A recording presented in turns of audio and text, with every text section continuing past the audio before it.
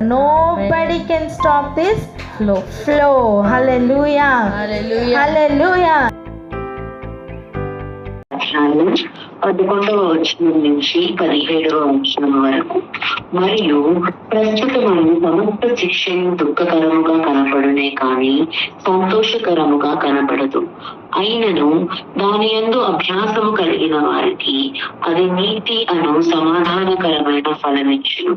కాబట్టి వడిలిన చేతులను సడిలిన మోకాళ్లను బలపరచుడి, మరియు కుంటి కాలు బెణకక బాగుపడు నిమిత్తము మీ పాదములకు మార్గములను సరళము చేసుకొనుడి. అందరితో సమాధానమును పరిశుద్ధతయు కలిగియుటకు ప్రయత్నించుడి. పరిశుద్ధత లేకుండా ఎవడునూ ప్రభువును చూడడు. మీలో ఎవడైనను దేవుని కృపను పొందకుండా తప్పిపోవునేమో అనియు, చేదైన వేరు ఏదైనను మొలచి కలవరపరచుట వలన అనేకులు అపవిత్రులైపోవుదురేమో అనియు, ఒక పూట కూటి కొరకు తన జ్యేష్ఠత్వపు హక్కును అమ్మి వేసిన ఏశావు వంటి భ్రష్టుడైనను వ్యభిచారి అయినను ఉండునేమో అనియు జాగ్రత్తగా చూచుకొనుడి. ఏశావు ఆ తరువాత ఆశీర్వాదము పొందకోరి కన్నీళ్లు విడిచుచు దానికోసరము శ్రద్ధతో వెతికినను మారు మనస్సు పొందని అవకాశము దొరకక విసర్జింప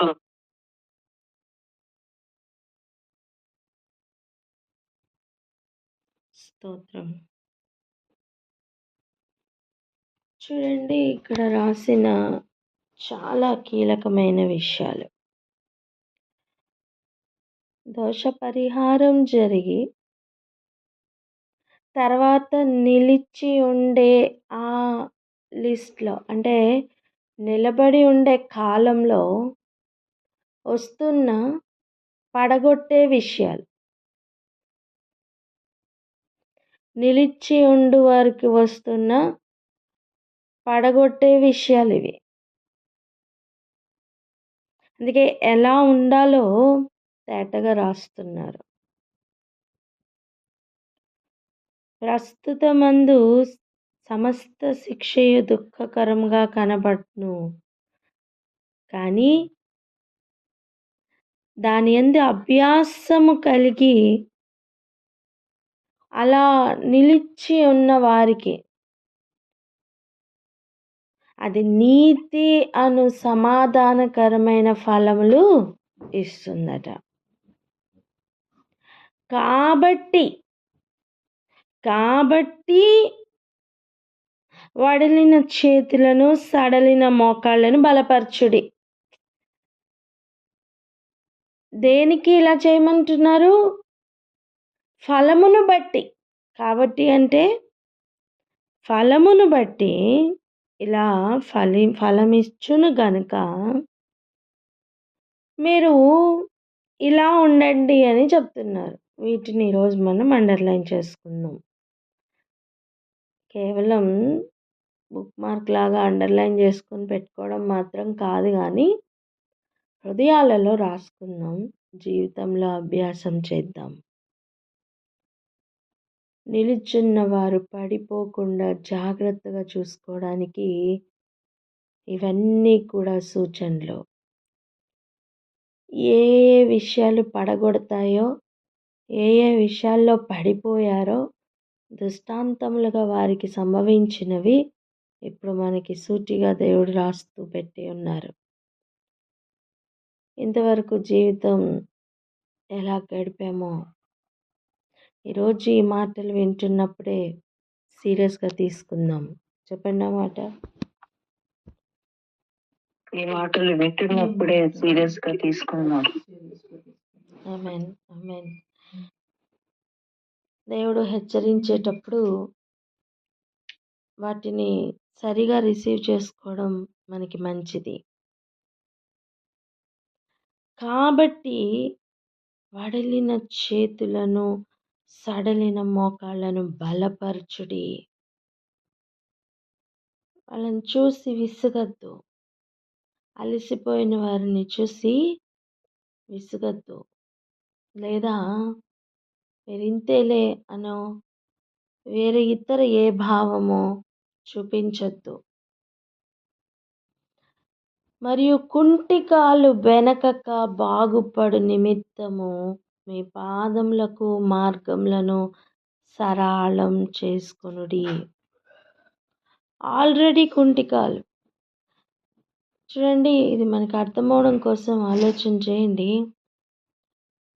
ఆల్రెడీ మనం పాపములతోనూ దోషములతోనూ నిండిపోయినప్పుడు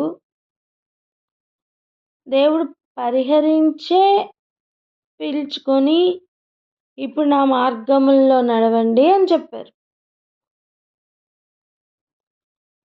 సో ఆల్రెడీ కుంటికాలు. ఇప్పుడు దానిని వెనికిపోకుండా ఇంకా ఫర్దర్గా డ్యామేజ్ అవ్వకుండా అది బాగుపడు నిమిత్తం ఎలా ఉండాలట?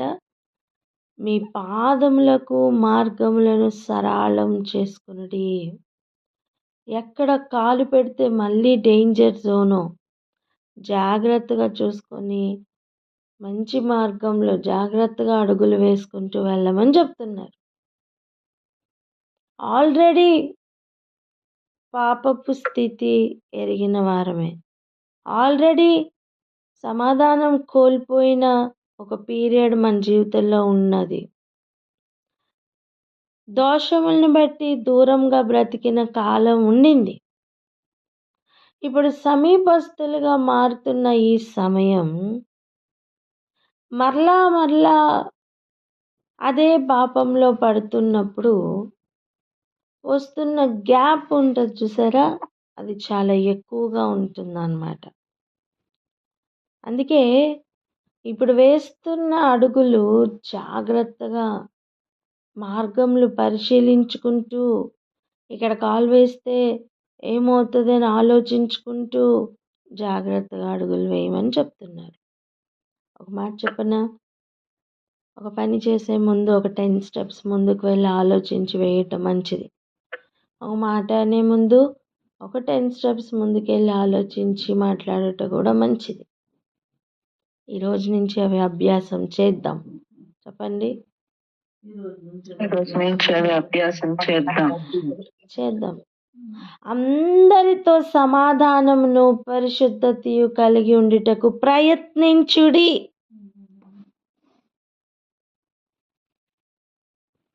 చేస్తున్న ప్రయత్నమును కూడా లెక్కలోనికి తీసుకునే దేవుడండి. సమాధానంను పరిశుద్ధతయు కలిగి ఉండడానికి ఎవరితో? అందరితో. చెప్పండి, అందరితో.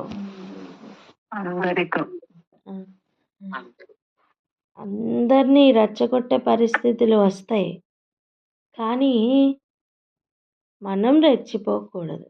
చెప్పండి అన్నమాట. రెచ్చగొట్టే పరిస్థితులు వస్తాయి, కానీ మనం రెచ్చిపోకూడదు. స్తోత్రం. సమాధానంతోనూ పరిశుద్ధతతోనూ అంటే ప్రతి కాన్వర్జేషన్ కావచ్చు, ఆలోచన విధానం కావచ్చు, క్రియలు కావచ్చు, అన్నీ కూడా అన్నిట్లో ఈ రెండు ఉన్నాయో లేదో చెక్ చేసుకుందాం. అంటే ఈ మాట నేను మాట్లాడితే ఇది నా మాటకు లేదా నా జీవితానికి ఏదైనా అపవిత్రత తీసుకొస్తుందా? ఈ మాట నేను మాట్లాడితే సమాధానం కోల్పోయేటట్టుగా ఏదైనా ఉంటుందా అనే ఆలోచన చేసుకుంటూ ప్రయత్నం చేద్దాం. ఏం చేద్దాం చెప్పండి? ప్రయత్నం చేద్దాం. ప్రయత్నం స్టార్ట్ చేస్తే పరిస్థితులను మార్చేది దేవుడేనండి. ఆమేన్, ఆమేన్, ఆమేన్. ఏ ప్రయత్నము చేయకపోతే ఎక్కువ డ్యామేజ్ జరుగుతుంది. కనుక ప్రయత్నం చేద్దాం. పరిశుద్ధత కలిగి ఉండడానికే ప్రయత్నం చేద్దాం. అందరితోనూ, ఒకరితో ఇద్దరితో కాదు. నీతో సమాధానంగా ఉన్న వారితో నువ్వు ఆల్రెడీ సమాధానంగా ఉంటావు, దాంట్లో నువ్వు ఎక్కువ చేసేది ఏముంటుంది? కానీ నీతో సమాధానం లేని వారితో కూడా సమాధానంగా ఉండడానికి ప్రయత్నం చేయి. దేవుడు పరిస్థితులను మార్చచ్చు. ఆమేన్, ఆమేన్. మీలో ఎవడైనను దేవుని కృప పొందకుండా తప్పిపోవునేమో అనియు చేదైన వేరు ఏదైనను మొలిచి కలవరపరచుట వలన అనేకులు అపవిత్రులైపోదురేమో అనియు జాగ్రత్తగా చూసుకోమంటున్నారు. ఆయన కృప పొందకుండా తప్పిపోయే భయంకరమైన డేంజర్ జోన్ ఈ ప్రయాణంలో ఉంది.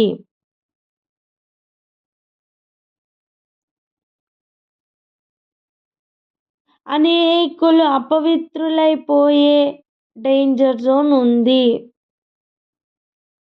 అపవిత్రులుగా మరలా మారడానికి గల కారణం చేదైన వేరు.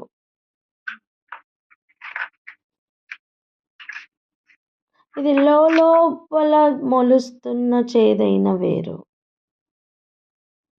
మనకే తెలియకుండా కారు ద్రాక్షాలు బయటకు ఫలిస్తూ ఉంటాం. నేను ఎందుకు ఇలా అన్నాను, నేను ఎందుకు ఇలా ఆలోచిస్తున్నాను అని గనక మూలం వెతుక్కోగలిగితే ఆ బీజం, ఆ స్టార్టింగ్ ఎక్కడ పడిందో మనకి వెతుక్కోవడం సాధ్యమవుతుంది. మార్గం సరళం చేసుకుంటూ వెళ్ళడం అంటే అదే. ఇక్కడ అడుగు పెడితే ఏ గుంట ఉంటుందో, ఇక్కడ అడుగు పెడితే ఏ పరిస్థితి వస్తుందో, ఇలా మాట్లాడితే ఏం జరుగుతుందో అని ఆలోచన చేసుకుంటూ జాగ్రత్తగా అడుగులు వేయడం. ఇప్పుడు ఆలోచన చేద్దాం, ఎక్కడెక్కడ మనం దేవునికి ఇష్టమైన ఫలం ఫలించట్లేదో దాని మూలం వెతుక్కుందాం. అసలు నా మైండ్ ఎక్కడ చేంజ్ అయింది, అసలు నా ప్రవర్తన ఎక్కడ చేంజ్ అయింది అని ఆలోచన చేసుకుందాం. ఆ సోర్స్ ఎక్కడ ఉంది అని మనం గనక పరిశీలన చేసుకోగలిగితే అక్కడ కనిపిస్తుంది చేదైన వేరు.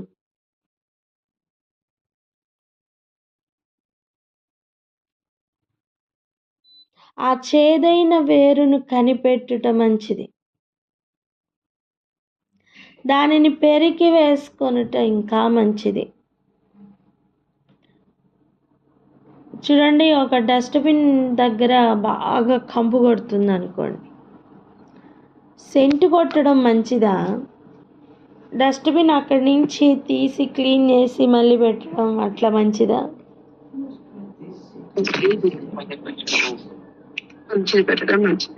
అదే. అలా చేదైన వేరు ఎక్కడ మొలుస్తుందో, లేదా ఈ ప్రవర్తనకు గల కారణమైన విషయం ఏంటి అని మూలం కనిపెట్టుకొని ఆ వేరు దగ్గరికి వెళ్ళి వేరులో సరిచేయుట మంచిది.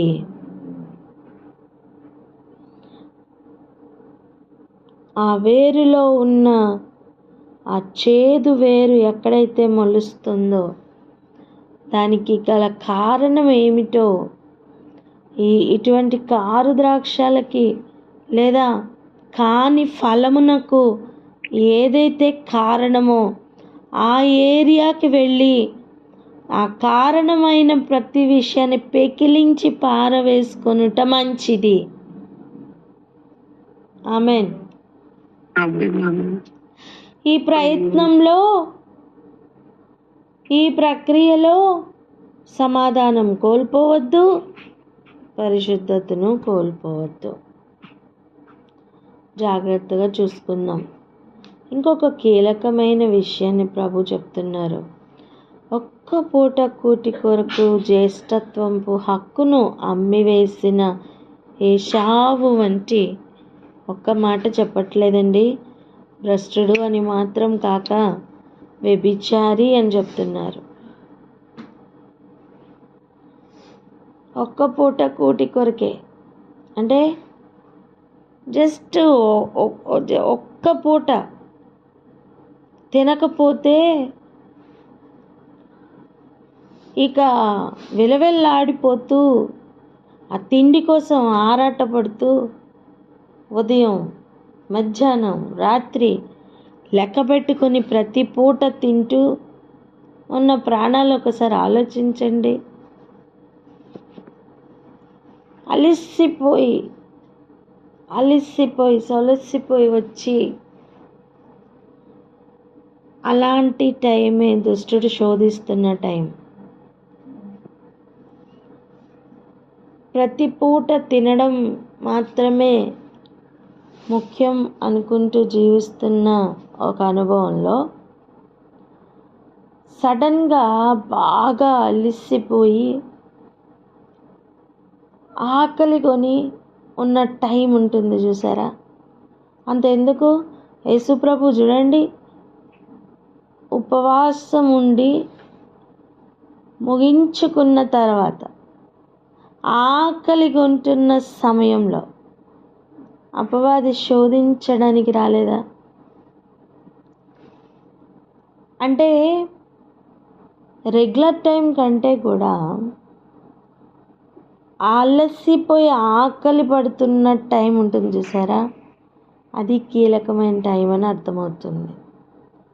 అట్లాంటి పీరియడ్లో మనకు ఉచితంగా దేవుడు ఇచ్చిన ఆధిక్యతను కోల్పోయేటట్టుగా చేస్తున్న శోధనలు వస్తాయి.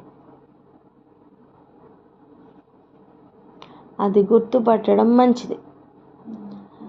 ఏశావు తనకి ఇచ్చిన జ్యేష్ఠత్వము, ఆ హక్కును తన ఉన్నతమైన దానిగా చూడలేకపోయాడు. నీకు ఒక సింహాసనం మీద కడుపు లేదా ఒక సింహాసనం మీద తిండి కనిపిస్తుంది, ఇంకొక సింహాసనం మీద జ్యేష్ఠత్వపు హక్కు కనిపిస్తుంది. ఏది చూస్ చేసుకుంటావు అంటే తనకి ఆహారమే శ్రేష్టంగా కనపడిందండి. ఈరోజు ఒకసారి ఆలోచన చేద్దాం. ఎన్నోసార్లు ఒక వై జంక్షన్లో నించొని ఇదా ఏదెన్నుకుంటాం అని ఎన్ని పరిస్థితులు వచ్చాయి.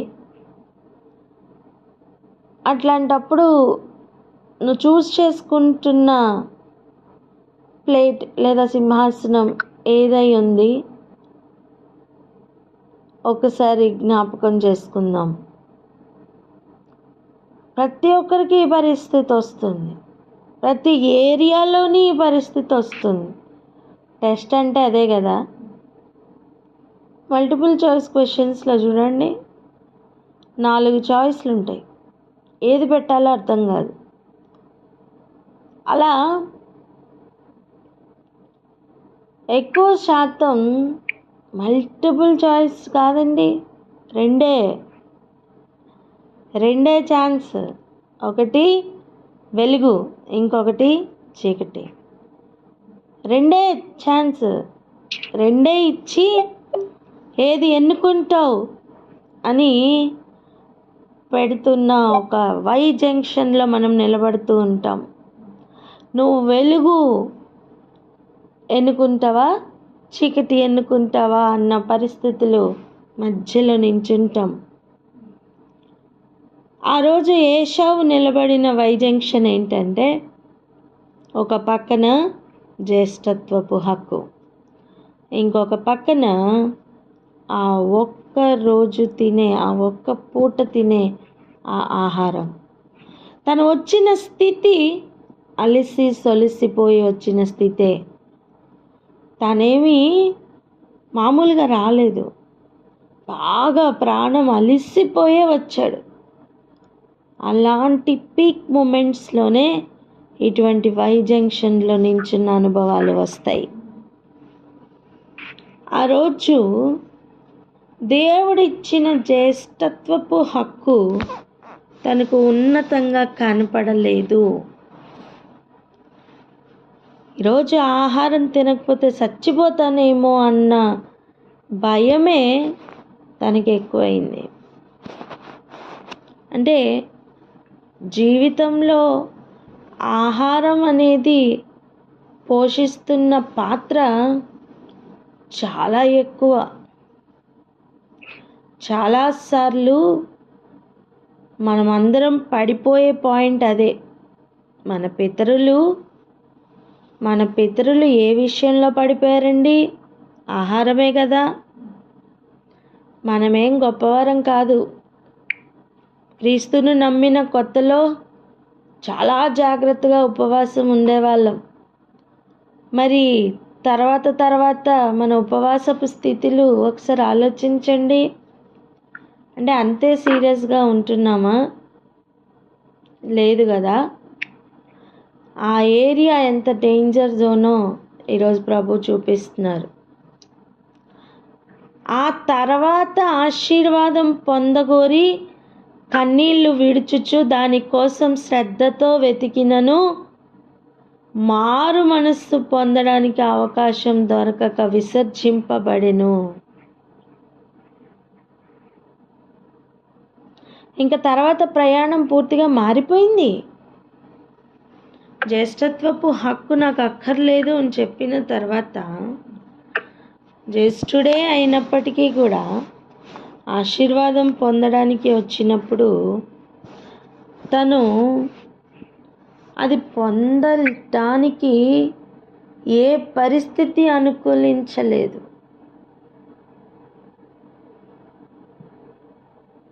తను ఆ హక్కును విడిచిపెట్టే సమయం ఎవరు చూడలేదేమో, కానీ ఆశీర్వాదం పొందాలి అని పరిగెట్టినప్పుడు తనకి అది దొరకలేదు. కన్నీళ్ళు విడిచినా సరే అది దొరకలేదు. మన జీవితంలో కూడా ఇటువంటి వై జంక్షన్స్ వచ్చినప్పుడు ఇది ఒక ఎగ్జాంపుల్ ద్వారా అర్థం చేసుకుందాం.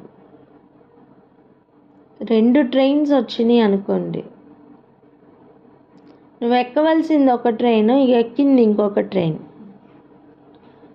వెళ్ళిపోయాం, ఆల్రెడీ ఒక అరపూట ప్రయాణం చేసేసాం.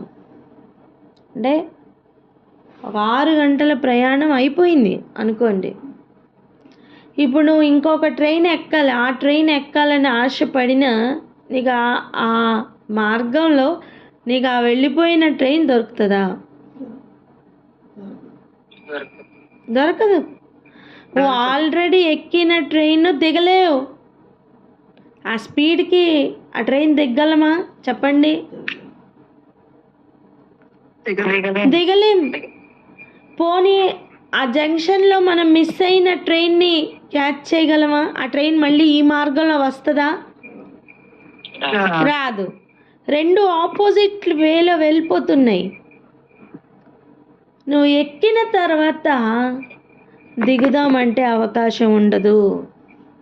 నువ్వు ఎక్కక ముందే ఎక్కవలసిన ట్రైన్ ఎక్కాలి. ఇది ఎంత వాస్తవమో. ఈ వై జంక్షన్లో నించున్న సమయం ఏ సింహాసనాన్ని వెతుక్కుంటావు అనేది కూడా మన మీదనే ఆధారపడి ఉంటుంది. మన డెసిషన్ మీదనే ఆధారపడి ఉంటుంది. నువ్వు వెలుగు చీకటి వై జంక్షన్లో ఉన్నావు అనుకో, చీకటిని ఎన్నుకొని ఒక ప్రయాణం చేసేసిన తర్వాత ఇప్పుడు వెలుగు వైపు వచ్చి ఇంకొక ప్రయాణం స్టార్ట్ చేద్దామన్నా నీకు ఆ ట్రైన్ దొరకదమ్మా. నువ్వు ఎక్కిన ట్రైన్, నువ్వు ఎన్నుకున్న ట్రైన్లోనే ప్రయాణం కొనసాగించవలసి వస్తుంది. కన్నీళ్లు విడుస్తూ దానిని శ్రద్ధతో వెతికినా అది దొరకదు. ఎందుకంటే అది ఈ మార్గంలో లేదు కనుక, ఆ టైం అయిపోయింది కనుక. ఇంత భయంకరమైన పరిస్థితి మనకి దృష్టాంతంగా దేవుడు మన ఎదురుగుండా పెట్టారు. మార్గంలో నడవడం ఒక ఎత్తు అయితే, నిలిచుని ఉండడం ఒక ఎత్తు అయితే, ఆ మార్గం నుండి తప్పిపోవడం, నిలిచిన్నవనుకున్న మనం పడిపోవడానికి గల కారణాలు ఇవన్నీ. ఇవందరి జీవితంలో ఎదుర్కొంటున్న విషయాలే. జయించిన వారు సాక్షి సమూహంగా ఉన్నారు, ఓడిపోయిన వారు కూడా సాక్షులుగా ఉన్నారు. ఈరోజు నా జీవితం దేనికి సాక్షులుగా ఉంటుంది? నిల్చున్న వారి కొరక, లేదా నిల్చున్న వారి జాబితాలోన? పడిపోయిన వారి కొరక, లేదా పడిపోయిన వారి జాబితాలోన? ఎక్కడ ఏ ఏరియాల్లో పడిపోకూడదు ప్రభు ఈరోజు క్లియర్గా చూపించారు. ఇవన్నీ అభ్యాసం చేద్దామా? ఇవి అభ్యాసం చేస్తే నీతి అను సమాధానకరమైన ఫలములు ఫలించుట సాధ్యం. ఆమెన్. ఆమేన్. ఆమేన్. ప్రార్థన చేసుకుందాం అక్క. హల్లెలూయా. Thank you Jesus. స్తోత్రమయ్యా.